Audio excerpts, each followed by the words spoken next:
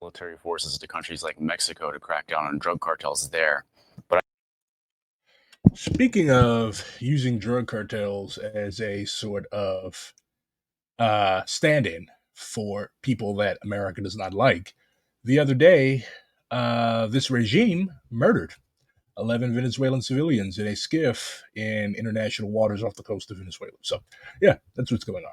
Tren de Aragua. It may exist, it may not exist, but when you hear Tren de Aragua, or when you hear Cartel de los Soles, Cartel of the Suns, I believe the name of this supposed Venezuelan government drug cartel, which most likely does not exist. When you hear those things, think war with Venezuela, because that is what our enemies and the enemies of the people and duly elected government of Venezuela, um, that is what they want. That is what they've been working for, both the Biden and Trump administrations. That's what they've been working for years. Why? Because Venezuela refuses to allow itself to be a running dog of the United States. Do I support wholeheartedly everything the Venezuelan government does, has done, or will do? Absolutely not. I think to try to take over a chunk of Guyana is fucking stupid, but that is neither here nor there. When your country is in the process of preparing for war against another country, whether it be Cuba, whether it be Venezuela, whether it be wherever, your task as a communist in the imperial core is to do everything that you can to get that to stop. So, yes, hands off Venezuela. The affairs of Venezuela should be the affairs of the Venezuelan people and the Venezuelan people alone. And that is a basic anti imperialist sentiment. If you release statements talking about democracy of Venezuela when your country is literally getting ready to attack Venezuela and impose a puppet regime like Nayib Bukele's in El Salvador, like the main thing you should be doing is educating your coworkers, educating your family, educating everybody who matters to you. As many people, dozens of people, turns into thousands of people, turns into millions of people. And that is how we begin the process of stopping this bullshit. I remember the U.S. declared a man named Juan Guaido to be legitimate leader of Venezuela without any mass backing or even participating in the election. Yeah, that's what always happened. I think he should look closer to home because So this is Seth Harp, the author of the Fort Bragg cartel. He served in Iraq. He was a combat engineer. He was not a spicy boy like the people that he wrote about. But yeah, if you have not read the Fort Bragg cartel, like me and Comrade Numbers, who will be on shortly, you should. It will make you mad. It will make you sick. In many places, it will make you laugh. But yeah, there's at least 14 cases that I'm tracking of Fort Bragg trained soldiers who have been either arrested, apprehended, or killed in the course of trafficking drugs in the last 5 years or so, often in conjunction with those very same Mexican drug cartels. This is especially concerning because of what Fort Bragg is. It's not only the largest U.S. military base, but it's central to U.S. Fort Bragg is named after a Confederate general, by the way. I don't know why you would name a fort, a military installation, after the guy whose ass you beat. Like, imagine like a fort. Imagine a Fort Noriega, or imagine a Fort Hitler. Well, I could definitely imagine a Fort Hitler in the United States. But yeah, so he's talking about Fort Bragg. It covers more than 251 square miles. It's home to the Army's 18th Airborne Corps and serves as the headquarters of the U.S. Army Special Operations Command, which oversees the 1st Special Forces Command Airborne in the 75th Ranger Regiment. Additionally, it houses the 82nd Airborne, U.S. Army Forces Command, U.S. Army Reserve Command, and Womack Army Medical Center. So yeah, SOCOM, well, USA SOC. They love their acronyms. They also have a very dystopian looking, a very dystopian looking. These people love Latin. It's a very dystopian looking like badge, emblem, whatever you want to call it. But yeah, these people are fucking weird, and they also traffic drugs, and they also murder people. So yeah, home of the 82nd Airborne Division, which is the United States' main contingency force. It's also the headquarters of the Green Berets, the Special Forces, as well as the Joint Special Operations Command, which includes Delta Force, which is That's JSOC. That's JSOC. That's the most secretive and elite component of the U.S. military. And as you said, there have been some members of Delta Force who have been involved in trafficking drugs recently. So you begin this book with the discovery of 2 bodies. Tell us when they were discovered and who those men were. In December of 2020, 2 dead bodies were found on a remote training range at Fort Bragg. One of them was a member of Delta Force. They had both been shot to death. And the limited information from police at that time was that it was believed to be a double homicide from a drug deal gone wrong. The other person who was killed at that time was Timothy Dumas, who was a support officer, a logistics officer for JSOC. The other one, the Delta Force operator, his name was Billy Levine. And my book mostly is, or at the core of it, it's an investigation into who committed these murders. So Billy Levine, Delta Force. Talk about the Delta Force operations. And you just mentioned that people are being killed. He also later on in the book, he talks about this really weird case about Lieutenant Colonel Phoenix Condor III. Good evening. Hello, Lieutenant Colonel Phoenix Condor III. Am I in trouble? Am I about to be shot in the back of the fucking head or something? Oh, we do things a little differently around here. Oh, are you gonna give me acid? I've never tried acid. Are you gonna give me acid? I think we're gonna get a little loose and frisky on the BZ. Oh, okay, cool. But I was just about to. You know what? BZ, right? What are you about to do to me? Well, if it's any consolation, you definitely won't remember, even if you survive. We'll talk about BZ in a minute, I guess. How you doing, man? All right, how are you doing? So, I was just about to talk about Enrique Roman Martinez because this kind of like stuck out to me.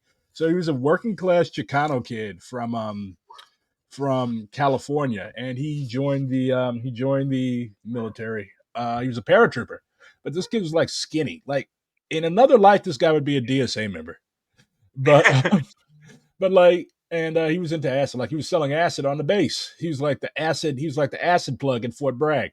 And dude, like they went camping because there's a lot of like beaches and shit. So he went camping on the beach, and dude ended up with his head being severed with an axe. Like this fucking kid joined to go like give his family an income because he was from an extremely poor family. And yeah, it was just looking at pictures of him. Like they still haven't found out who did the guy. And just like looking at pictures of him, like, damn, this guy could be a member of Liberation Caucus in another life. But absolutely has the phenotype. You said what? Absolutely had the phenotype. Yeah, he does have the Liberation Caucus phenotype. I don't know why we have so many Latino comrades, but I'm here for it. So, this is not an actual lieutenant colonel, by the way. He's another comrade from Liberation Caucus. We don't recruit high-ranking Army officers, to my knowledge. But so you've also been like locked into this book for the past couple weeks, yeah? Yeah, shout out to anyone who's online. This is my first time on the internet in this capacity. So if It's I'm your first talking to time on the myself, internet? Okay, it's my boomer. first time on the internet. I usually, do my operations from inside of a highly secure, no transmission in, no transmission out facility type setup. But yeah, I mean, this book, I've been following the stories and Seth Harp's publications and stuff on this through just like where he prints it, Rolling Stone, and podcasts he goes on. So there was some content in here that I was already familiar with through his work, but in general, having it all laid out, having the new stuff, and having some of the historical and political framing for it, was still a pretty big deal to me. Yeah, it was pretty cool. And by cool, I mean terrifying. HBF, like this book will make you more like if you're already paranoid, like if you're already like a hard leftist, this shit will make you like more paranoid than you already were. Like they literally like he did many interviews with like ex operators or the spouses of operators, because like another thing that happens routinely at Fort Bragg is uh spouse killing. Like so many partners of soldiers that are based in Fort Bragg end up dead. And that is they're making this into a movie, well, a series, by the way. I wonder if we're gonna get like I wonder if we're gonna get bit parts. But like so much fucked up shit happens here that like it's it's I guess the closest comparison would be like, well, there is no comparison. Like Fort Bragg is it's a thing of its own. Like I mean, we can come up with comparisons, but I think the only things that come close are things directly in that milieu, where like when you read about, the actual short abridged lives and deaths of like cartel hit teams or whatever, who in many cases spin directly off of the American or Mexican special forces milieu. Like the drug use, the sexual violence, the suicide, the murder, both, like, I mean, meaning among themselves. That's the type of thing I was thinking about reading this book. And again, it's like it hardly feels appropriate to even say that that's a point of comparison as opposed to just another node on the bureaucratic org chart that we're looking at here. yeah, definitely agree. And you want to talk about the like dialectical materialism teaches us that everything's connected.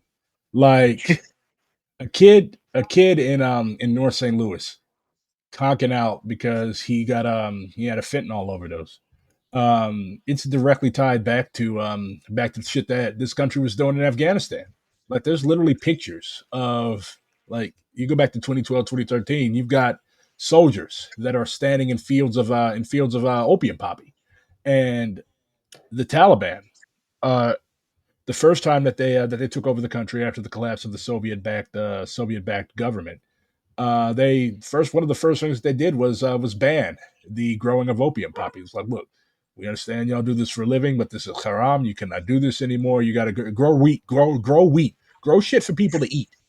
Yeah. And as soon as the puppet regime that was installed by the United States after the invasion of Afghanistan in 2001, one of the first orders that this president that this president, who was also a major drug trafficker, like the Karzai regime, like Oh it my was God. basically yeah, it was basically a mafia.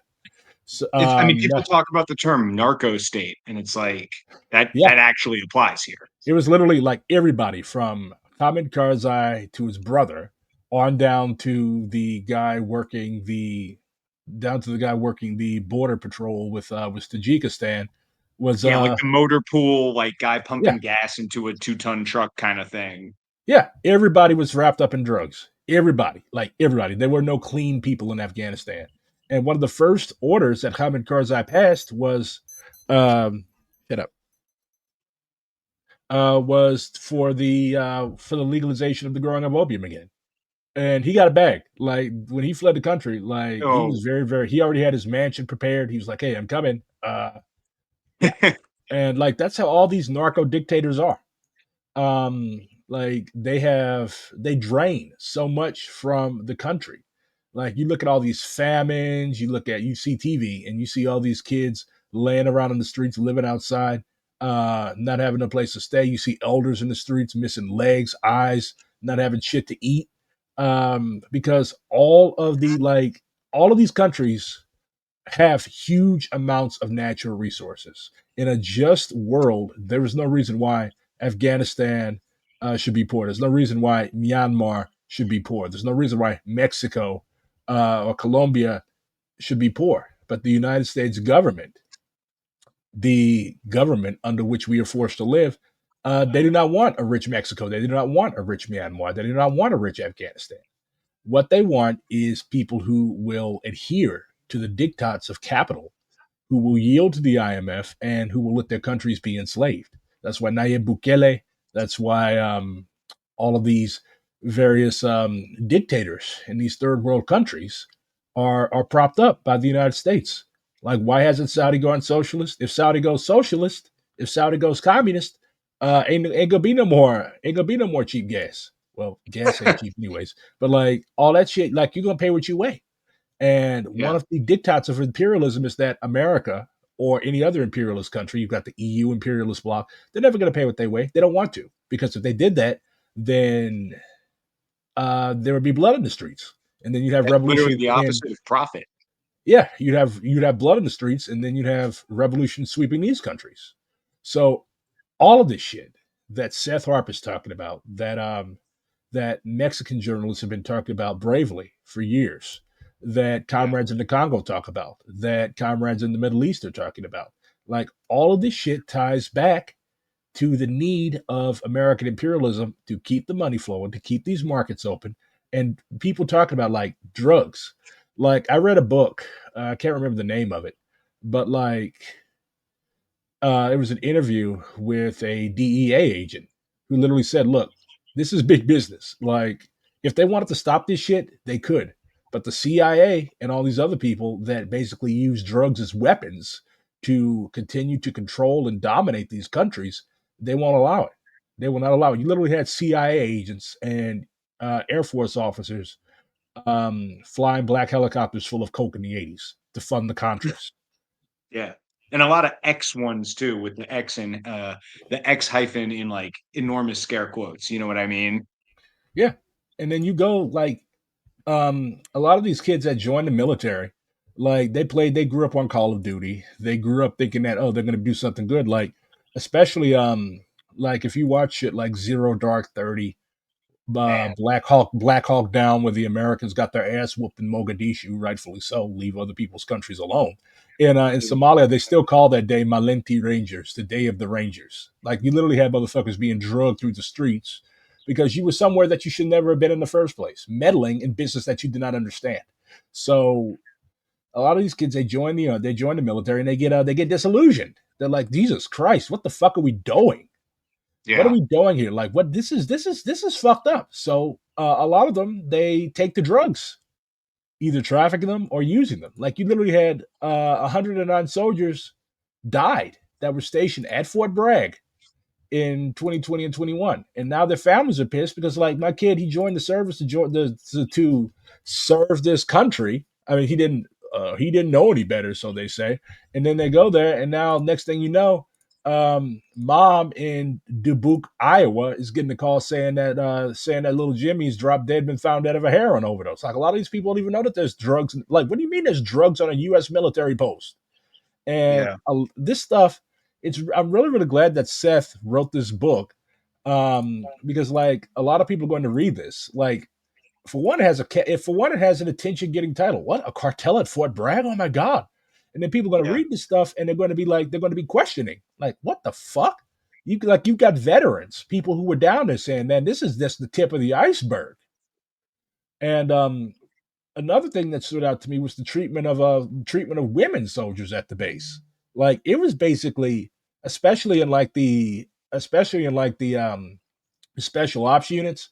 For one, they're almost entirely white. Like there are very very few black guys in Delta Force. Hold Very very few left. hold that Very thought, man, because that's something that I think that not even from like a quote unquote like anti-racist perspective. I don't even mean it like that because like I'll be honest, I don't have a lot of sympathy for anyone of any particular tone or ethnicity who makes their way into an elite infantry team that's like near that is true. Delta. Yeah. But like hold that thought because I think it goes to the core of like what these units really are. So yeah, no. Keep I don't mean to interrupt you, but just I'm with you right there. These units are like they said, like 90 something percent white. Can you imagine like how deep in the sunken place as a black person you'd have to be to like hang out with these, like put up with these racist jokes and shit like that? Like you got to be like Uncle Ruckus level shit.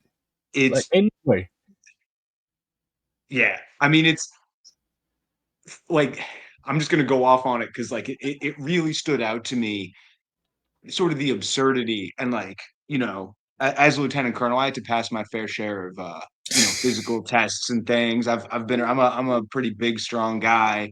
And I don't think there's any self-respecting white American out there who's going to tell you that here in the United States we lack for athletic black men.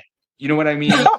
like I think you're going to have a hard time taking a survey of, regardless of their level of racism, white Americans who will look at, their television. Even Nixon on said, like breakfast. Nixon said back in the day, like Nixon was racist as fuck, but he was like, Advanced, he, a he, true black belt. he was like, well, at least the blacks are good in sports. I mean, they Yeah. give. If it wasn't for the blacks, we would not have all these Olympic medals. Like Muhammad Ali, he's a commie and a Muslim, but he won us a medal. But yeah, you're right. Like, And so you think about like, okay, it's the US Army, we're recruiting from, basically the same environments the NFL recruits from. Down south, poor ghettos. Like, if we're talking about most of the black folks who make their way into the US modern military machine. You mean to tell me none of that SEC speed as they call it, trickled up into like the 82nd Airborne or whatever it is? You mean to tell me that they could not find a Hispanic or black 18-year-old or 20-year-old who could pass those tests as well as the corn-fed white kids? Like come the the fuck thing, on. the thing And then is, like, the thing you see is, that like, scene. black people are still seen in this country as like inherently disloyal and treasonous. Yes. Well, that's where I'm So going with this. You see yeah, that to get into Delta Force, you got to sit in front of that panel of white folks. You got to sit in front of that panel of those who have come before, and they're just looking at you. They don't. yeah. These are not psychiatrists. This is not an expert panel. They're not doing Rorschach, MK Ultra shit to figure out if you're stable or not. They're looking at your jawline and your melanin count to see if you'll look good on TV when you get out, and to see whether you can be trusted. Oh no, they don't want you on TV. Like there was that one Well, guy. There was that one yeah, guy. If you the remember, he SEALs was like like, to be on TV, yeah, but that they're one looking for psycho. ideological coherence. You That's remember what that it's one about. psycho? That one psycho that claimed he killed Bin Laden, and I think he lives in Montana. I can't remember his last name. Something Irish, but Yeah. some shit. But like he was in the documentary that was just released on Netflix about the situation. And like this guy, like you could just listen to this guy and tell, like, yeah, he's fucking unhinged. Like you remember the dude that was talking about he wanted to make those twinks for Kamala or whatever, his slaves. Like he was sort of, I can literally enslave you. And people are like, bro, you're fucked. Like, did you pick up other habits in Afghanistan besides drugs? Undoubtedly. Um, yeah, but yeah, like like you have to be a certain type of unhinged. You have to be a certain type of, like you said, you have to like fit the image of the operator. Like you look at like Black Hawk Down is probably the most racist movie I've ever seen. Like it's basically they're talking. I mean, The these were Army zombie Rangers. hordes. Yeah, like these were Army Rangers, not like Delta Force, but still like same shit. A It cracker is with the a gun same. is a crack. A cracker with a gun is a cracker with a gun. So like you had these brave, strong Army Rangers against the mindless Somali hordes, and like there's no interrogation. Like all these guys' personal lives. Like you see the guy in the helicopter, he's getting the shit beaten, kicked out of him, and shot at, and he's trying to grab a picture of his wife, and the Somalis keep kicking it away. But like, there's no charity to the Somali people who this country had invaded. So, and then like And I many really more of really whom, if you're just going by body count, many more of whom died that day than Americans. yeah. But again, these are like they don't count people who are seen as the enemy. And I really like Seth Harp's comparison of these operators to like the rugged frontiersmen out of American myth. Yeah. That like, okay, like yeah, they came and they saw and they conquered, and now they're hard, grizzled, rough, and that whole myth of the operator as like it's tied directly to settler colonialism, land theft, and bourgeois individualism. Like, oh, I don't need anybody. Be dropped into I could be dropped in country. Like it literally translates. It literally is a shortening of Indian country. I can literally be dropped in country and survive off eating rats and mice. Like, yeah, pretty much. It's The comrade in chat described it's a reboot of 64 Zulu with better color. Pretty much. Like, that's essentially what it is. there's a I mean, one thing that just rides throughout this entire book, and that, like, you know, this shit should be stapled up in front of every recruiting center in the nation, but it's like the war is dehumanizing for everyone. Yeah. Every side, you want to talk about good or bad, you want to talk about ancient or modern, like war is dehumanizing, and that's we can take that as a granted. It But makes you into like a monster. Some people are already monsters when they go over there. Some people join the military because they are monsters. for sure. But you look at the like sort of the tempo, the sleep deprivation, the prescription drug use, the Yeah. internal culture They and literally everything. hand out like with your induction into one of these units comes also a prescription for amphetamines. Yeah, here's your Like they dex, here's your gun, let's get to it. And it's like they are speed running the dehumanization and intensifying it in like almost an yeah. intentional way. Because And this is one of one thing the those drugs do to you is, for one, they used to call them pet pills. Like they used to give them out yep, in Vietnam. So they started with the shit in World War II. Everybody used them. The Japanese used them. The Nazis used them. They call them Pervitin. Like you don't just take over half of Europe in a fucking year unless you're on something. And the Japanese, like you don't fly a fucking you don't fly a fucking plane into a battleship, or like charge a machine gun nest with a fucking sword unless you're on something, bro. So like these the drugs, sword is they classic meth behavior. That even in the American milieu, you get methed up enough and you inevitably end up charging someone with a sword. The sword is the weapon of the meth head. yeah, the sword is the weapon of the man. You know, you're right because a guy in my shelter was the shelter that I used to work at. He was on meth, and he literally like out of trash, out of garbage, plastic, uh, rope and crap. He literally made a whole ass katana. He literally made a That's whole ass katana out of trash. But so yeah, the sword is definitely a weapon of the meth head. He also did some other things that I will not repeat here. But these drugs they stunt your capacity for empathy. yep. They stunt your emotions. They Like you make you literally paranoid. They yeah, make you you literally perceive threat. yeah. Like it literally start like the book literally starts with it's been several chapters discussing like this guy he was asking like is your girlfriend, is that girl with you, is she in the unit, and like he was taking apart the engine of a car, taking apart the engine of a car with a screwdriver. Then he ended up kicking in the door to his buddy's house, and his buddy shot him to death. But yeah, that's like these drugs. This shit makes you paranoid. It makes you paranoid. It makes you turn on your best friend. It makes you like it makes you think your buddy's girlfriend is sent to spy on you. And yeah, Yeah. that type of paranoia turning on each other, that's also consistent to American imperialism. It's consistent to American settler colonialism. Like we talk about the solidarity of whiteness, but the reality is that white folks actually really fucking hate each other. They hate us more, but they also like really, really fucking hate each other. Like they do not trust each other unless it comes to fucking over black people. But after they get through fucking over black people or Arabs or whoever else does is the enemy of the week, the subject of the 10 minutes hate, they go right back to fucking each other over. Like I went to school with white people. I learned this shit.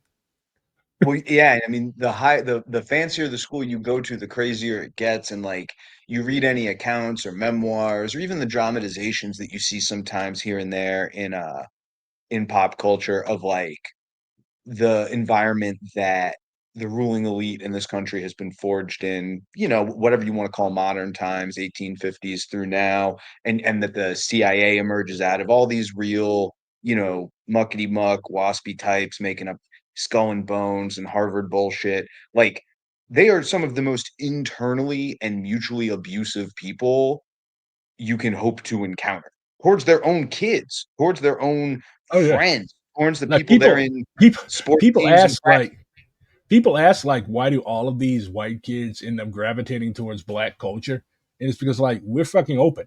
Like I was bused to a pretty white school, and it was a decent education.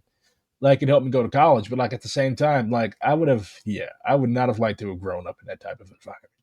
But black people, on the other hand, like we're open. We don't like bullshit. You stab you in the back. Like that's a white people thing, and I think that's why a lot of younger white people fucked with the Black Lives Matter movement, because like people talk about cultural appropriation, and like yeah, it's a horrible thing. for white people to be profiting off of black culture, but also at the same time, like going all the way back to jazz, going all the way back to Motown, um, black the advancement of the black revolutionary movement a lot has come a lot through our music. Like people fuck with our music. Like we're a global culture now. If we were playing Civ, we would have won the cultural victory as soon as Barry Courtney decided he wanted to found Motown. So um, I definitely think that Barry Gordy as Civ leader is a great. That's like a if we were using AI, which we aren't, that would be a you could make that yeah. like 3D render real good. DSA, yeah, using AI is officially against DSA rules now. Thank But goodness. yeah, thank goodness. Like I just the thing with AI is that it's lazy. Like even using it to write. Like a lot of my teachers were old school. Like you literally sat, you wrote in your blue book, and yeah, your hand was cramped at the end, but Miss Such and Such was going to ensure that you knew how to write. Yeah. Meantime, you got kids coming up nowadays. I feel so sorry for them. Like you can just plug a prompt into a clanker, and now you've got a whole ass. Like it's just lazy. It's decreasing the literacy rate. Oh my god, I sound like a Republican, but like it's bad. Like you need some semblance of rigor in education. You have to, otherwise, and you ain't gonna learn shit. Because white people have no culture. Yeah, that's true. But so going back to the book, I also find it like because Seth is also he's also a veteran. He was a combat engineer in Iraq, and like he literally talks about like there's this like walled off area on his Yeah. base. Like you cannot go there if you were a regular soldier. That was where the Spicy Boys lived, The and state within the state. yeah, the state within the state. And then like at Fort Bragg, where their headquarters, like it's just you have and America takes care of its top tier killers very well. Like these motherfuckers are in there eating shrimp cocktail, filet mignon. They've got refrigerators stocked with whiskey and beer, and like so y'all sitting up drunk, taking all the drugs, eating up every fucking thing, getting 5 course meals, and then you hop on a fucking helicopter, go to Venezuela or Afghanistan or Iraq, and pop somebody, and then you come back and you finish it off with a fucking 5 course banquet. Like this is fucking trifling, man. You know Meantime, what you it got little. Then you know what you've it got like reminded me of? The what? physical description. You ever see pictures of what they call the gold plating in the NCAA for like I was about to say tier one, but it's D1, football or sometimes basketball, but the football programs are the real big ones. You go and you look at like go ahead, Google, bring it up on the screen if you want. I don't know how this thing works. The like you look at the workout rooms, the weight rooms for any nationally contending NCAA football program, and Mm, it to me it feels a lot like when they describe the command quarters and the team berths and things that the Fort Bragg guys have, where it's like the same design, the focus on the gym, the amount of money spent, and just the general sort of almost like Roman gladiatorial support of like these are our chosen warriors and we lavish them with the best that the empire has to offer. And like, yeah, and then when they one of those, when they're no longer useful and they're strung out on drugs, you're fucking kicked oh out. yeah, And yeah, yeah, you got to go more live in life a fucking home. You expectancy. got to go live in a fucking homeless shelter. Exactly. Like I mean, yeah, like at the shelter, I worked with a lot of homeless vets. Like one guy, he had been in Grenada. One guy, he had been in Panama. One guy was a former Marine. Like nobody fucked with him. Dude was old as dirt, but nobody fucked. Nobody fucked with old Unc. And I saw him get mad like one night, and it was fucking like 75-year-old man. I saw him get like genuinely mad. Somebody had left some stinky socks under his bed or something like that, and Rude. like yeah, I mean, I would have crashed out too, but like, it's scary. And like, they condition these guys to that type of rage. They're literally brainwashed. And like, even at 75 years old, your service ended 40 years ago. That fucking shit kicks in, and they basically take these young guys and they turn them into psychopaths. Yeah. No, it's a I think there's a lot of parallels to be drawn with a bunch of extremely influential parts of American society. I mean, sports is an easy example. Like I reached for, you see that that same physical manifestation of wealth for the underlings until it's time to take it away. But yeah, I mean, there's just a lot of, I think this is a culture, to the extent that we have a culture in this country, like a monoculture. Uh, yeah, police training program on steroids. I can see the comments from, was that Forgive Me Deep Battle Daughter? Uh, it, which as Lieutenant Colonel, I've had to study the deep battle text, so I salute the username, even if it is filthy communist Soviet origins. Uh, I think it's a culture of psychopathy. I mean, I don't want to get all like hand wavy here, but like I think you see here a very, very pure, 180 proof distillation of of a culture of like psychopathic individualism, and what that truly produces into the world when you take it all the way out to the top of the graph. And it's just like, yeah, like methed out death squads. So just as an example, so you've got other Fort Bragg soldiers who died of an overdose. You've got specialist Christian Gonzalez Pineda, a helicopter repairman originally from Honduras. That's another thing. Like a lot of immigrants in this country, they joined the military to get their citizenship, but that still will not stop Trump from deporting them. Like a lot of the people that he's deported served this country, even in combat. Like he's deported Iraq and Afghanistan vets. They do not give a fuck. Private First Class Anthony Zavala, an infantryman from California who died from a cocktail of Benadryl, benzodiazepines, and fentanyl. That's Specialist, rough. Specialist Zachary Bracken, hey, Game of Thrones name, a Green Beret candidate from Maryland who died from, I don't like the Brackens, they're assholes, who died from a combination of alcohol and fentanyl. Classic. Sergeant First Class Michael Tardy, I wonder if he was always late, an infantryman from Arizona who died from the same mixture. Sergeant David Mazzullo, a signals intelligence analyst from New York who died from being Italian. I mean, an overdose of heroin and fentanyl. And Specialist Matthew Meadows, a parachute rigger from Texas who died from fentanyl alone. None of these deaths were made public. You gotta, as a unit, you gotta not be happy to find out that the guy who's rigging your parachutes is like fented up. You know what I mean? Like that's Gory, gory, what a hell of a way to die. yeah. Gory, gory, what a hell of a way to die. That's actually like, I'm going to play that. That's actually like the marching song of a unit I think the 82nd. Hold on, because it is fucking hilarious. It started in World War II. I actually learned about it from watching Band of Brothers because I'm a World War II nerd. This is hilarious. You got to hear this.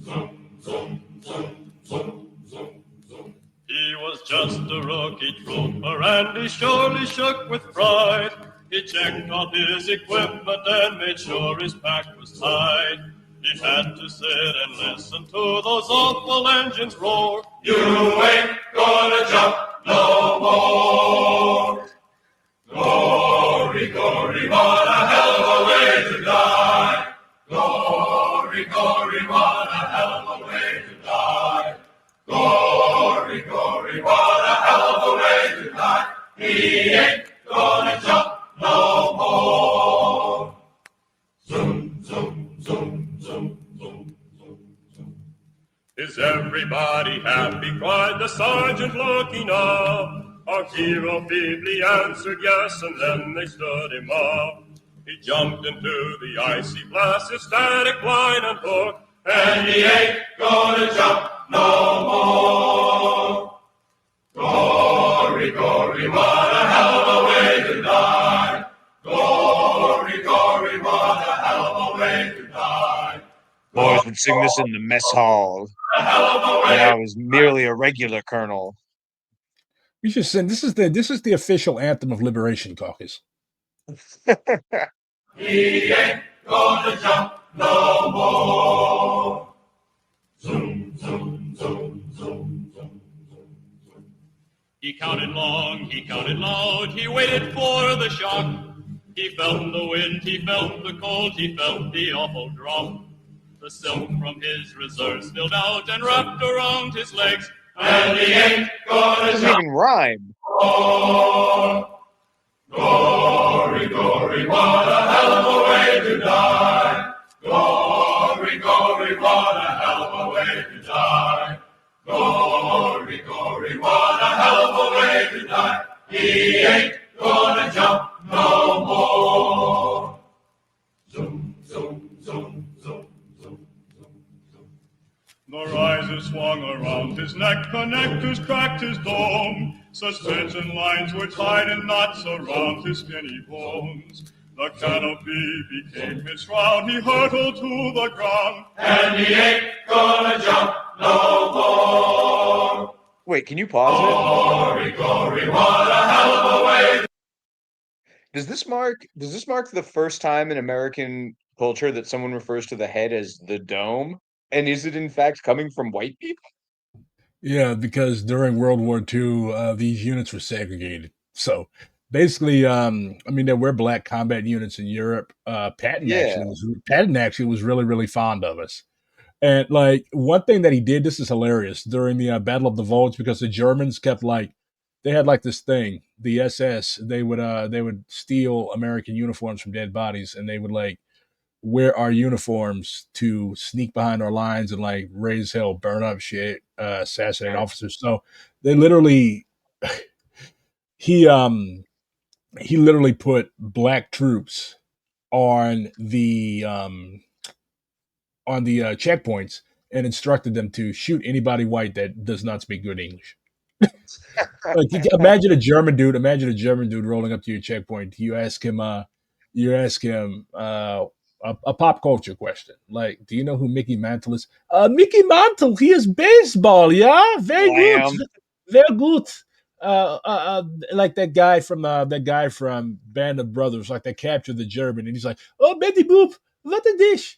Steamboat Willie, toot toot. What I say, can you see?" So yeah, you would get your ass shot.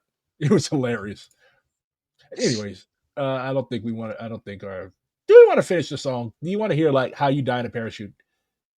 Well, it seems like basically everything that could go wrong in a jump is happening to our, quote unquote Happen- hero within the story here. And happening back in to the day, you. my understanding was parachute technology wasn't particularly reliable, even if your Yeah. rigger wasn't using fentanyl. Can you imagine like how fucking scary it must have been to be the first black guy in one of these units? Like, yeah, my rigger is from Alabama. Is he going to fuck me over, or is he somewhat of a professional? The Yeah. next part is the best. Die. Gory, gory, what a hell of a way to die. Gory, gory, what a hell of a way to die. He ain't gonna jump no more. Zoom, zoom, zoom, zoom, zoom. For days he lived and loved and laughed, kept running through his mind. He thought about the girl back home, the one he left behind. He thought about the medicos and wondered what they'd find. And he ain't gonna jump no more. Gory, gory, At least that one rhymes all over. die. Gory, gory, what a hell of a way to die. Gory, gory, what a hell of a way to die. He ain't gonna jump no more. Zoom, zoom, zoom, zoom, zoom, zoom, zoom. The ambulance was on the spot, the jeeps were running wild. The medics jumped and screamed with glee, rolled up their sleeves and smiled. For it had been a week or more since last the shoe had failed. And he ain't gonna jump no more. Gory, gory, what a hell of a way to die. Gory, gory, what a hell of a way to die. Gory, gory, what a hell of a way to die. He ain't gonna jump no more. Zoom, zoom, zoom, zoom, zoom, zoom, zoom. He hit the ground, the sound was splat, his blood went spurting high. His comrades, they were heard to say, a hell of a way to die. He lay the rolling ground in the welter of his gore, and he ain't gonna jump no more. Gory, gory, what a hell of a way to die. Gory, gory, what a hell of a way to die. Gory, gory, what a hell of a way to die. He ain't gonna jump no more. There was blood upon the There were brains upon the shoot. Intestines were a-dangling from his paratrooper suit. He was a mess, they picked him up and poured him from his boots, and I got to give him credit for a dangling. So yeah, TLDR, don't join the paratroopers. Yeah. I think isn't the So slogan or the motto still "so that others may live" or something? I don't know. I wasn't in the military. You tell me, Lieutenant Colonel. Oh, they keep changing them around. We're not allowed to have the bases named after real American heroes anymore. The 82nd Airborne has a chorus that regularly sings this song for events on Fort Bragg. Yeah, you know what? I think Fort Bragg is built on like some type of mass graveyard or something like that. Like that is just a place of death. Like something had to have happened back there, like back way in the pre-colonial era. Like maybe there was a major battle between indigenous tribes because that place is just cursed. Yeah, as bad ley lines there. Okay, it's the para-rescue men or the para-rescue jumpers has us what is it? The motto, these things we do that others may live. Oh, how sweet. Yeah, but it certainly embraces the fact that jumping out of a plane with a bunch of gear on is not conducive to your actuarial outcome being extended. But yeah. So yeah. And then another thing that I really appreciate him covering in his books, like not only are people like dying by the dozens at this base, and this shit is still ongoing, by the way. Not only are people dying by the dozens at Fort Bragg, but like the military is also covering this shit up. Like, like they'll literally tell you, "Oh, your son died in his barracks." Meantime, yeah, he died from fentanyl. Like because like again, it's propaganda. Like the they tell us from conditioning, from birth, that like the United States military are the baddest motherfuckers, the most professional motherfuckers. Like you're supposed to see as a good American a guy in a uniform and think that, oh, he's going to help me cross the street. He's going to be a nice guy, a decent guy, He's the a hero. stand-up guy. Yeah, a stand-up guy, an American fucking hero. And then like the reality is that man, this guy's fucking selling coke. Like, and a lot of people realize that. They go in the military and they're like, oh, I can do whatever the fuck I want in my uniform. I can do whatever the fuck I want. Like even the cops will let you go.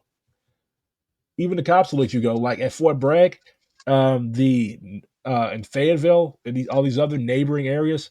Like if you're in Delta Force or one of these other high dollar spicy boy units, you can get arrested for like fucking driving drunk, and the judge just let you go and thank you for your service. They get off on rape and murder charge. Never mind what they Yeah, did overseas against other quote unquote American citizens. They get away on like capital offenses. yeah, yeah, exactly. So you talk about white privilege. Now we've got green privilege. Like the army will literally tell you, your kid's dead. Here, go tie ribbons on trees. He was killed by another soldier who sold him drugs or just beat him to fucking death in the barracks, and that's fucked up. Yeah. Like if there's one, and like every veteran, every older veteran that I've talked to, like they literally say, yeah, I tell these guys, these young guys coming up, don't go over there, don't do that, especially if they're black. Like, yeah, don't go over there, man. Don't fight the white man's war for him. Like you're gonna go through some shit. And like they speak from experience. Like this shit is like inherently fucked up. There's not that many Vietnam vets around, but those anymore. Like when I was like maybe 20 years ago, they were everywhere. Now, Iraq vets, like the guys that went over in '03 and '04, they're getting to be the age that Vietnam vets were 20 years ago. Right. And like I used to, yeah, you talk to those guys and they're like, they are bitter as fuck. And they have every reason to be. Like that was a fucked up imperialist war. But like just growing up around those guys, meeting them at the park and restaurants and stuff. I mean, yeah, man, we went through some shit over there. And like it's gonna be really interesting because they're already HBO is already in the process of making a series about this. But and of course Generation Kill is a thing. All those guys ended up fucked up too. Yeah. But like, yeah, I think the sergeant Sixta, you know, the guy that's like, Marines kill on one. Yeah, he's a fucking pedo. Like he's in fucking jail right now. And so yeah, when they started like making like when Iraq and Afghanistan started like entering American pop culture consciousness, like Vietnam did in the '80s and early '90s, um, it's gonna be wild. It's going to be interesting to see. I mean, and that's one thing that I think this book it touches on, and it's interesting to see it now become part of pop. Like, I'll be very interested to see what the adaptation looks like because, I mean, at the risk of stating the obvious, it's hard for me to imagine HBO or any equivalent, well capitalized media enterprise. Oh, they're gonna chop it up. They're gonna turn it into like some type of soppy buddy comedy or something, or Yeah, or even or just like just shrink I the scope down. Like yeah. it's one thing to talk about these soldiers And killing each other. Seth, if I recall correctly, Seth is like the executive producer on this, so I don't think he'll let them fuck his shit up. But will there be room to talk about how JSOC as a structural entity parallels things like the Safari Club as the post church committee privatization of the deep state? Like, are they going to put that in the series? Probably not. Because to me that was, and I don't know how many folks in the chat have read the book. I don't know if we're trying to sell units here or not for Seth, but like for me, the book was worth the price of admission. The moment because I like the parapolitics stuff. I listen to my podcasts. I get noited out, but like I was unaware of JSOC's origins as part of that mid '70s, early '80s shift Yeah. away from the traditional three letters into a what became pre 9/11 the sort of like international, public-private, more distributed sort of wet work arm of American empire. And And like like, Bush's dad, like does like George H.W. Bush, he does not get the amount of smoke that he deserves. Like maybe the defining villain of the American 20th century. And I know yeah, about the Dulles, I know about presidents that and shit. I mean, he was a president, but when you look at what he did as VP, head of CIA, a senator, and for him the presidency was basically a step away from real power. Like yeah. yeah, folks folks He was the listening, quintessential power behind the throne for like 30 years. minimum. and Like and like yeah, when those fuck boys, like when those dictators and shit came up here, they all talked to Poppy Bush. They didn't talk to Ford. They didn't talk to Carter. They didn't talk to Reagan, because Reagan, and that's another thing. Like he was Reagan too knew busy what he was. talking to himself. Yeah, like Reagan was too busy talking to himself. But like I think that Reagan played that old man with Alzheimer's role. Now Biden objectively has that shit, but like I think Reagan, like just reading his diary, like he knew what the fuck he was doing. Um, but Biden was genuinely a fucking vegetable. But like he Poppy Bush was the power behind the throne. Like that family is, like you said, probably the quintessential bad guys, the quintessential villains. Like that You know whole about Ivy. Prescott trying to basically overthrow the US government? Oh yeah, the business plan, and also The dealing with business, the Nazis, also dealing with yeah, the fucking Nazis, IG Farben. But deep, deep in there. yeah, Smedley Butler actually snitched on all of them. I'm surprised they didn't have him killed. But like, yeah, he literally, and nobody listened to him. Like Smedley was like, "Hey, I need to go to Congress. Like these people are literally trying to coup FDR and install me as dictator. Like you need to do something about that." And nobody did anything about that. Probably because half of Congress was in on it. Yeah, they were ready for that check. Do you think there was ever a moment when old Prescott was sitting in his drawing room, hand clenched to the almost cracking point of the whiskey glass, and he said, "And I would have gotten away with it too if it wasn't for that smeddling kid." Jesus Christ. But yeah, he's still like I doubt it. I doubt it. Like one thing that the ruling class is good at is taking at least what appears to be an L as long as they Yeah. maintain their grip. As long as they maintain their grip. That's what I think a lot of leftists have the leftists have like we have this whole zero sum analysis. Even a lot of people on the DSA left, they're like, "Oh my God, we lost on this resolution." Oh, rah rah rah rah rah. But like, it's the ruling class. They have a different sense of time, and they see the big picture, and they think for the long term. They think strategically. The left, on the other hand, thinks tactically. Whereas the ruling At class, the best, bourgeoisie, like I these think people that that I, gives a lot of credit. yeah, they're like, yeah. I mean, they're still chaotic, but like the old heads, like the poppy bushers, they think like long term. They think strategic. They think like, okay, where are we going to be 100 years from now? Where are we going to be 50 years from now? Whereas a lot of leftists, it's like little kids. They just think, okay, candy now. Mommy took candy away. Give candy back and go to school tomorrow. Like, and that's why we consistently take L's. We just get distracted by shiny shit. Zoran, AOC, now this guy who literally was a Blackwater contractor, Graham Plattner out of Maine. Like, Spooky. um, yeah, we can't keep getting, and like I initially gave him some grace, but then like once I realized, well, first of all, like why is this brand new guy? Like, there's a lot of progressive black people, a lot of progressive black women that are out there that DSA and Bernie could be like intervening with, giving some shine. But like, why are you gonna go up there and why are you gonna go up there and get the white dude with the long beard that served in fucking Iraq? Like, he literally volunteered to go over there, and that needs to be dealt with. Like, and I'm not even like the most ultra left. Like, I'm not like, if I see you in uniform, I'm going to spit on you because like I don't know you. I don't know what you're like.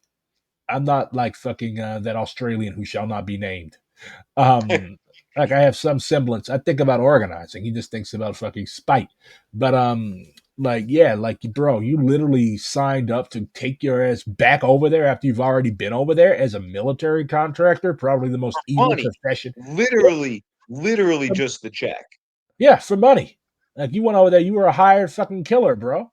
Like, yeah, you need to give, like, while you're out there talking about, oh, rich bad, rich bad. Like, you need to go, like, you need to actually introspect and think about, like, and make amends to the lives that you ruined. Because I know you killed people over there, man. I know you killed people over there. Everybody knows you did something over there that haunts you at night in your dreams. Like, you've got somebody, you've got some ghosts, and you need to talk about those. Like, you have a platform now. Bernie helped give you a platform now. So you need to talk about that. Your first goal as an American who claims to be a socialist is to reckon with American imperialism, especially if you spend time as a fucking PMC. Otherwise, like, we cannot keep letting these white dudes off, or anybody that actively served American imperialism. We cannot keep letting these dudes off and then acting surprised when they crash out and do stupid shit. Yeah. It's Same thing with John Fetterman. The left helped build that guy. The white left helped build up John Fetterman, and now they're like, "Oh my God, he's bad. Yeah." Y'all help. Like, there are signs and symbols. My mom always used to say, "Signs and symbols for a conscious mind." This guy chased a black dude when he was mayor of Braddock, Pennsylvania, I believe. He chased a black person with a shotgun, like on some Klan shit, on some Ahmed yeah. Aubrey shit.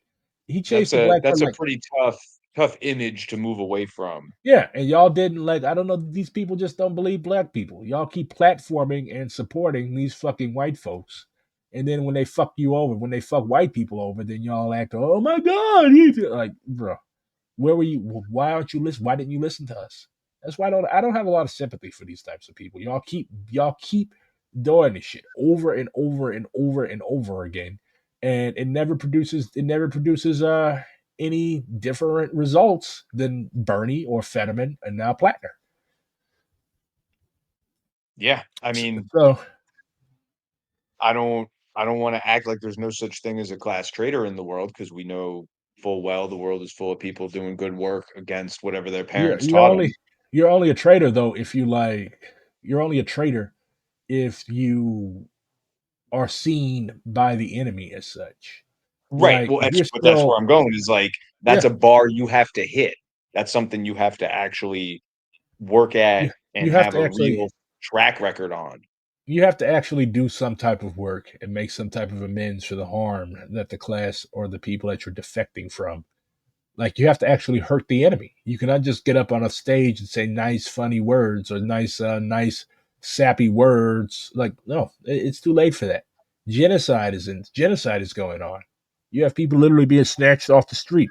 Like if an ICE agent wanted to come in out of the cold and expose some shit, like what damage did you do to the people that you used to work for? That would be my first question. I don't want to hear your words. Words are wind. Like I don't Yeah. give a fuck what you have to say. Show me what you've done. What have you brought the movement? What have you done to help keep our keep our comrades safe? That's what I want to hear. I don't. I fuck you and your words. I don't want to hear that shit because anybody can talk. Well, you go to a DSA meeting, you'd be surprised how what would the word be for not illiterate, but like, and I don't want to say nonverbal because that's actually a medical distinction, and there are plenty of folks who are nonverbal.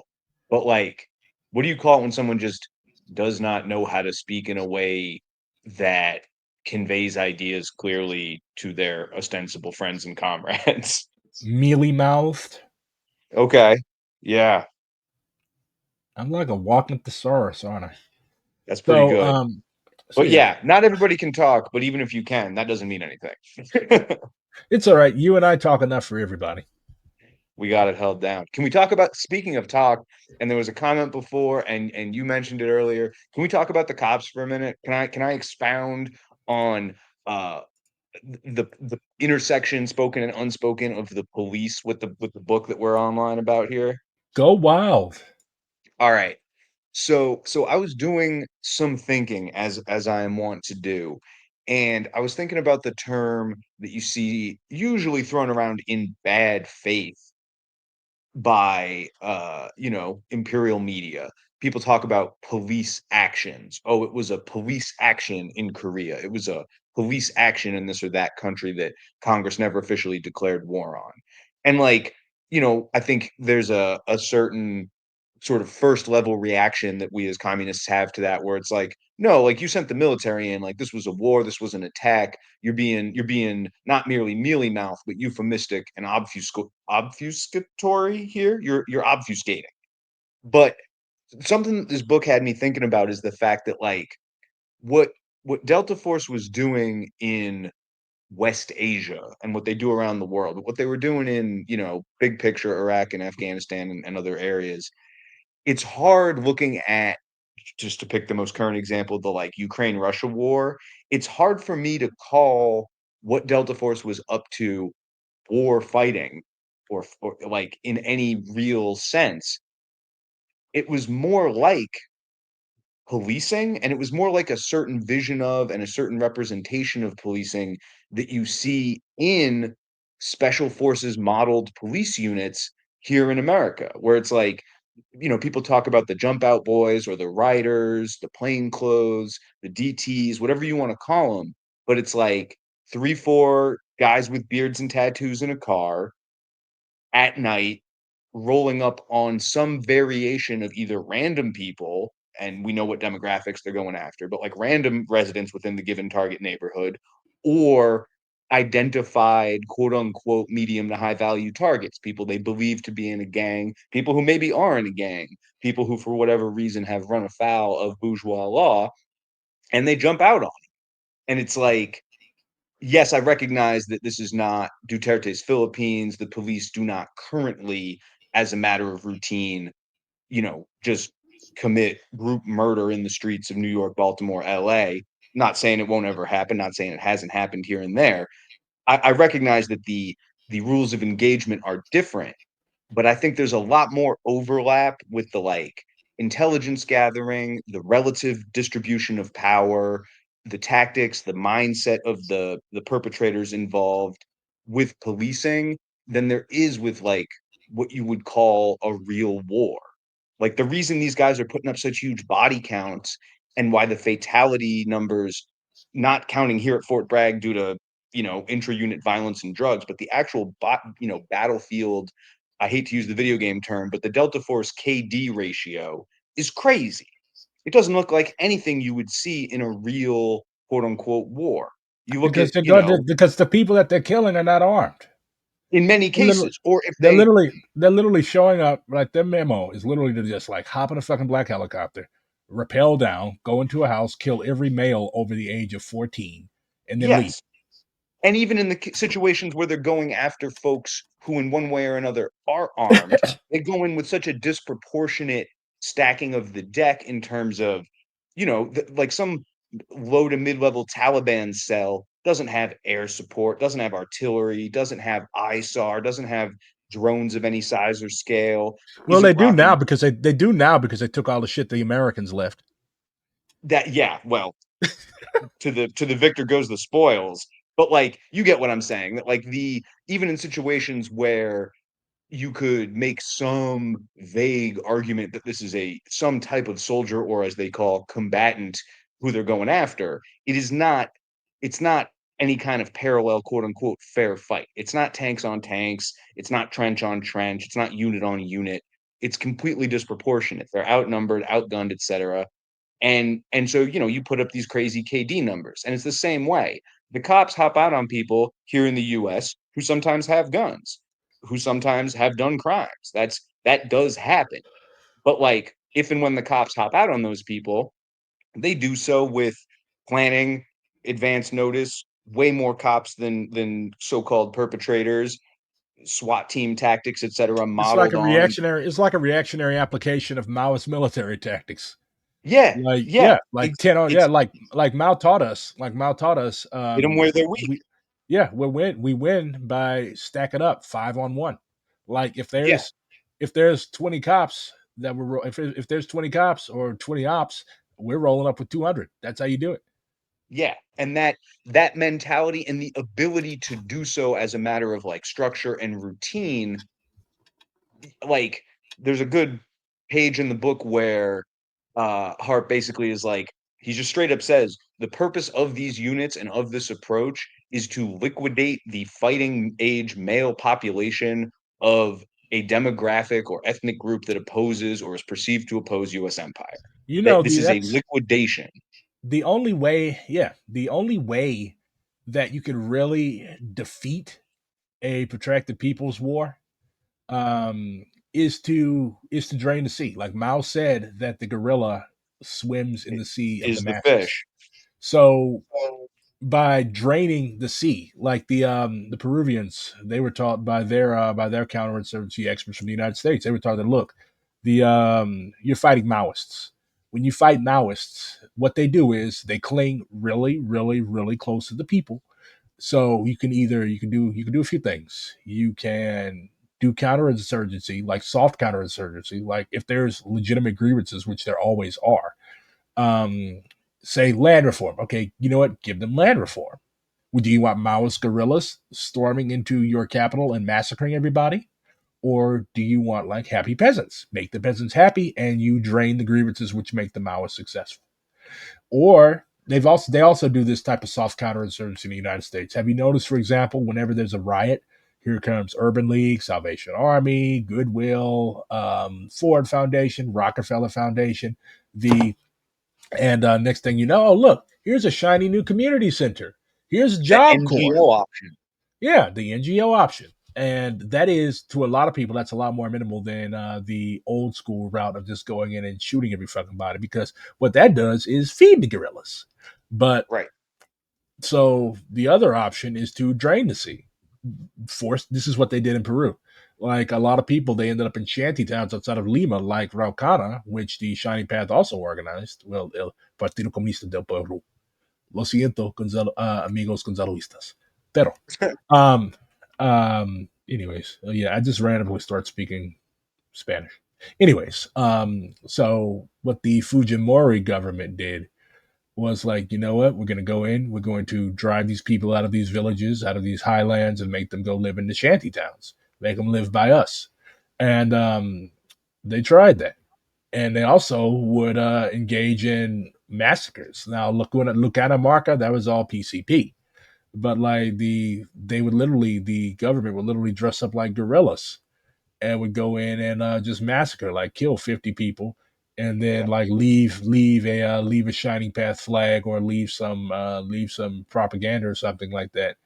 And then you had the masses hating them. Then they would also organize. The government would also organize rondas, basically counterinsurgency paramilitary groups. Pedro Castillo, the president of Peru, who was removed, he was a member of one of these rondas in his youth. So there's a lot of ways that they use to smash the counterinsurgency, but draining the sea, basically going in and ensuring that the guerrillas have no recruits. Yeah, that's why also a lot of in Nepal and India, a lot of the guerrilla comrades are women because they've killed all the guys, and Yeah. also because our theory teaches us that women hold up half the sky and women are as capable as fighters as men. But yeah, so there's a lot of ways that they use to try to destroy us.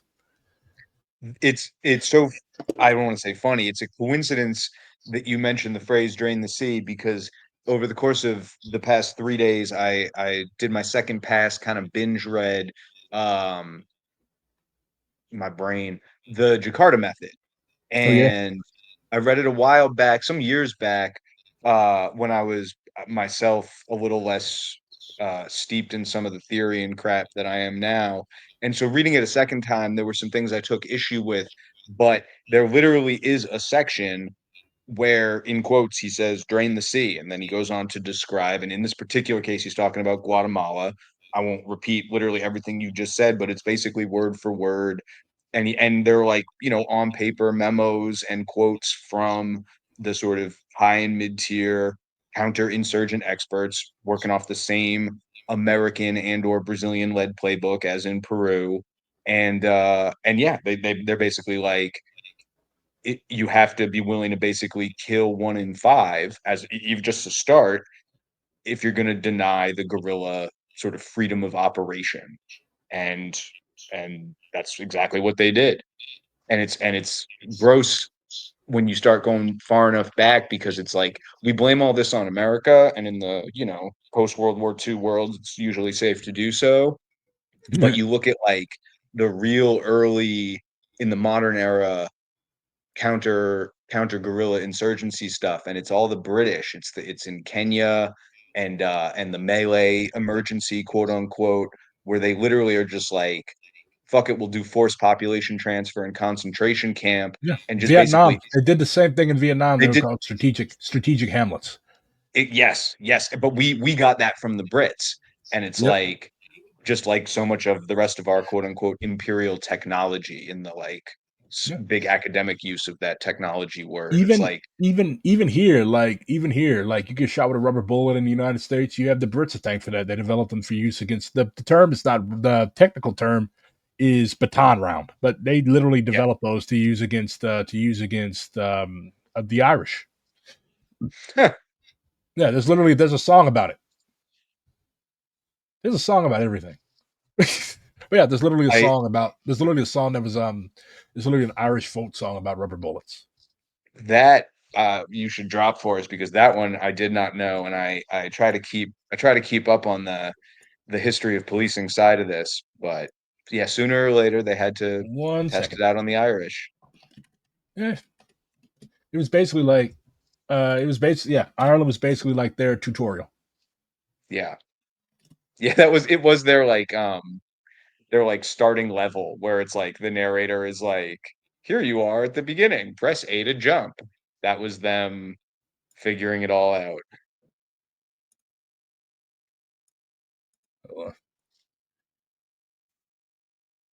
It's for the ladies, catch them in the sea as can. 3 inches wide, 6 inches long, take it home to your old man. It's an instrument of torture to break your legs in two. It'll stop you feeling lonely, but leave you black and blue. When you've had your fill of sea as cast behind the barricade. This is much better than the fucking gory paratrooper song. Well, because the Irish have an actual folk music tradition. Yeah, and served your time with half bricks, you've learnt a brand new trade. Aye, you're fighting for your freedom, the dignity of man. Look out for rubber bullets, it's the army's latest plan. Rubber bullets for the ladies, catch them in the CS can. 3 inches wide, 6 inches long, take it home to your old man. It's an instrument of torture to break your legs in two. It'll stop you feeling lonely, but leave you black and blue. And if your army's going hungry, curfew needn't break your heart. The army solved your problem, you can bake a rubber tart. When you're under house arrest and your nerves are getting frayed, the prescription's rubber bullets fired from underneath the bed. Rubber bullets for the ladies, catch them in the CS can.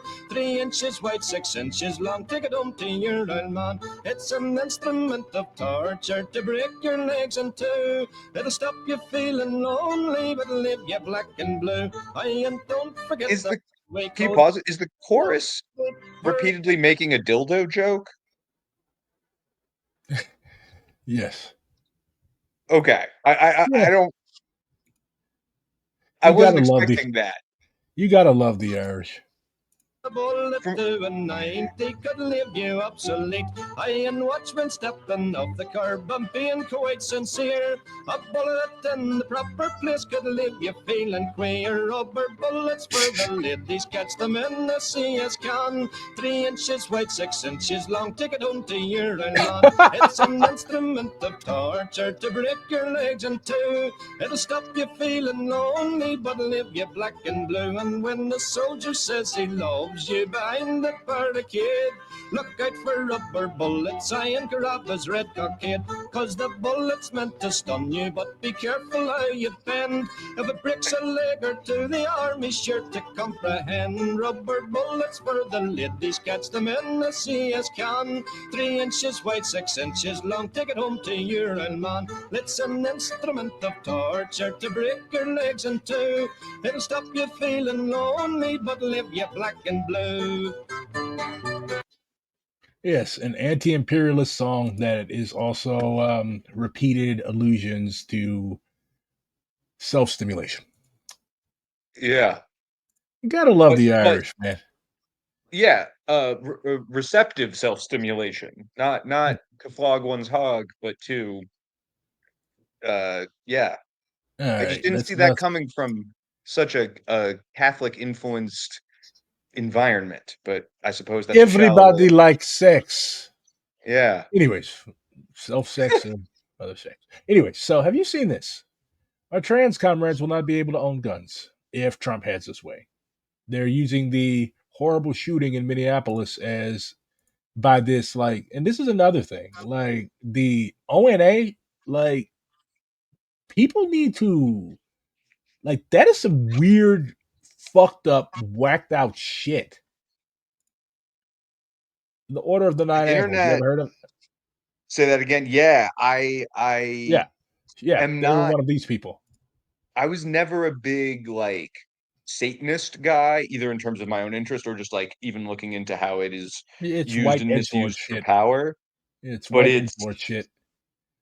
Say that again. It's white edgelord shit. Anton LaVey was like literally Yeah, a fascist. yeah. And like it's one of those things like, and maybe I'm wrong in this, but I feel like it's also just it's one of those things that growing up loosely American Jewish kind of just inured me to, because it's like there's nothing scandalous about it if you're not like an American Christian, if that makes sense. Like we're accused of being the devil all the time, like historically at least. So it's like what and it just never really resonated with me even as like edgy. But the direction that they've taken it in now with the like, I think it's a psyop. I'll say it. I don't care. I think the internet by and large is a psyop. Hello, everybody.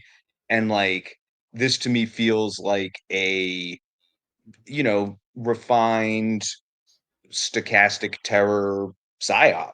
Just, why bother with a stay behind army when you can psychologically abuse people into doing a train bombing for you?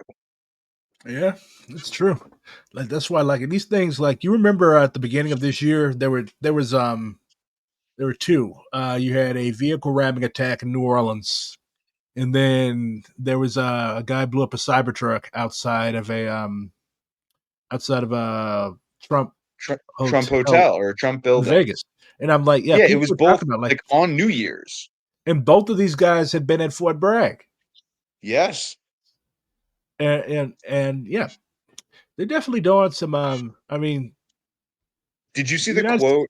Did you see the quote from the Cybertruck guy's surviving relative? I forget if it was his father or his uncle, but he was basically like, I know this is faking somehow because like my boy went through Fort Bragg and he can blow up a car way better than that. Like the quote unquote bomb or incendiary device in the car was like extremely janky and bootleg. It was like a bunch of fireworks kind of stapled together or whatever. And it like it didn't explode. Like most of the damage was just to the vehicle. And then like obviously a big hunk of lithium catches fire, you're gonna have a little issue there. But it Yeah, wasn't it's like like yeah, that's why like when people were burning those fucking Waymos in L.A. during yeah, the uprising, people were like people just like hunkered around them, and like you had people standing back saying, "Man, you better get the fuck away from that thing. You're gonna end up with cancer. yeah, Or you're yeah, gonna be no, blown it the fuck becomes up." more of a chemical hazard than like an explosive one. But yeah, just the idea of someone being like, Uncle Sam does bombs better than that. Like if my guy had really wanted to do some shit, it would have gone down different. And I just think that's such a very funny and American way to call false flag on what appears to be some kind of spooky operation, you know?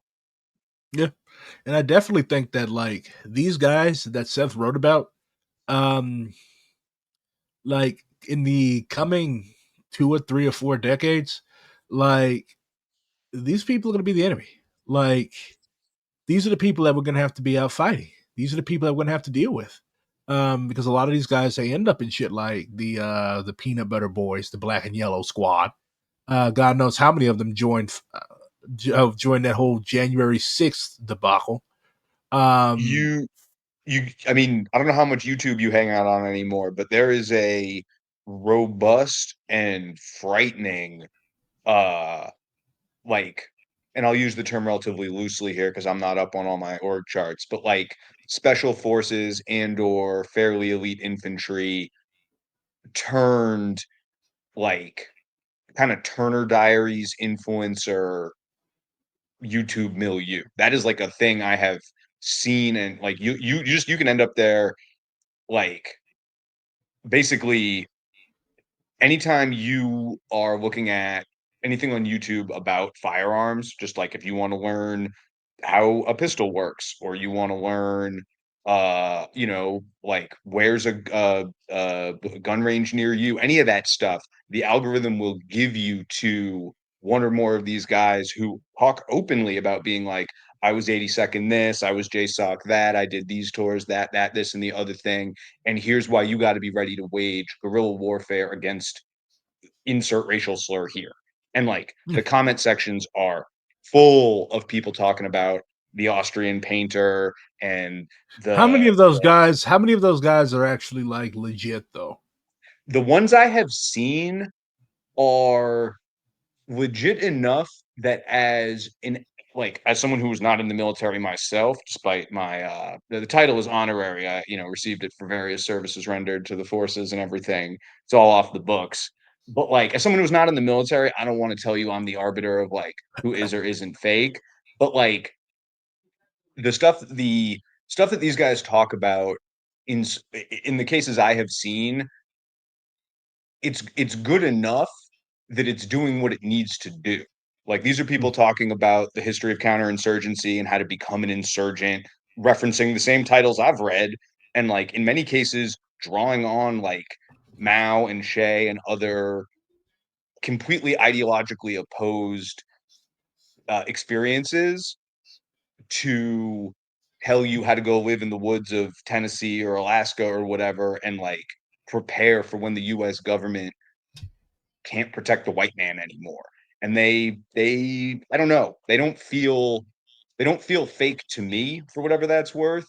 And the advice they're giving out to me seems worryingly useful. They talk about communications and sustainment and cell structure and like yeah it I yeah, I don't really know where I'm going with this besides the fact to say that like I think something like 09A or what you see here in the news or the fact that you have former Fort Bragg guys blowing themselves or others up in what appear to be quote unquote lone wolf attacks. I think you're right, and there's a broad, multi-pronged approach by the powers that be to turn these guys inward. Yeah, definitely agree. But Did that make sense by long, the end of it? yeah. So long story short, we gotta get our shit together. Yeah, Otherwise, we ain't gonna make it. I keep telling people it's like these people are serious. Like you mentioned that there's literally people all over the internet talking about like how to kill communists, how to do this, how to target. Like every time you see a news article about attack on our Latino comrades who are migrants. Like you see them in the I voted for this. I voted for this. Like they're literally talking about deporting Puerto Ricans and their American citizens. yeah, Like this is fucking racialized war. That's what this is. And yeah. if we fail, DSA, every other organization, if we fail to treat this as such, we're not going to make it. So to ensure that we make it, it's important that we study our enemies and their weaknesses. Because I would consider huge amounts of soldiers involved in ill disciplined activities like drug trafficking and killing each other and selling drugs to each other and other types of fun and amusing activities.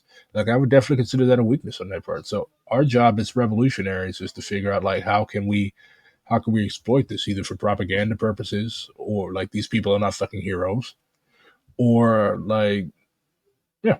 So that's what I think if we should take away from this. I highly advise everybody who considers themselves a leftist, an organizer, to read this book because again, being a dialectical materialist, being a historical materialist, all this stuff has its roots somewhere else. The boomerang is real tight on this one, whether you are a unit wife who then, suffers at the hands of your boyfriend, husband, ex, etc., whether you are a community member in the base area, or whether you are just a quote unquote regular American trying to get through your day. Uh, yeah, these folks, they don't just leave when the quote unquote real war ends. Yep. They stick around. They're Those gonna don't be with us forever and ever as long as America exists. But thanks for coming on, comrade. always a pleasure. But The anyways, lieutenant colonel has various maps and miniatures to attend to, but all the right. simulations, they don't mind themselves. But thanks for coming on again, comrade. You're fucking right. You're a fucking bit. But yeah. Tune in for the Gang of Four tomorrow. What are we going to be talking about? We haven't decided on that yet. We make democratic centralist decisions. But yeah, pick up the Fort Bragg cartel and talk about it with your comrades and friends. I'm Black Red Guard, and this is the. I just saw your fucking. I just saw your fucking description. Bro, you're nuts. Anyways, all power to the people, no power to the lieutenant colonel. See you soon. I hope not in person. Bye.